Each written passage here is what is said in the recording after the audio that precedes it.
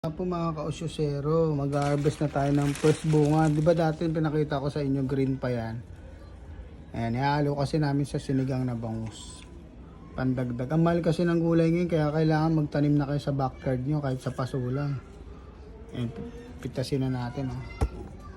Para fresh from the paso. Oh, thank you Lord. Grabe, ihalo natin sa sinigang na bangus. Na ulam natin. Mga ka-osyosero, ang ating sinigang na bangus. Ayun yung kamatis, oh. Fresh from the, bagong pitas. Galing sa paso. Kung wala kayong malaking lupa kahit paso, pwede na yan. Yan lang, follow for more. Ayun, grabe yung taba ng sinigang, oh, na bangus. Boneless pa yan, oh. Fresh pa yan yung kamatis. Walang preservative pag nagtanim kayo. Sa sobrang mahal ng gulay ngayon, tanim na rin kayo sa paso para walang preservative at mura pa.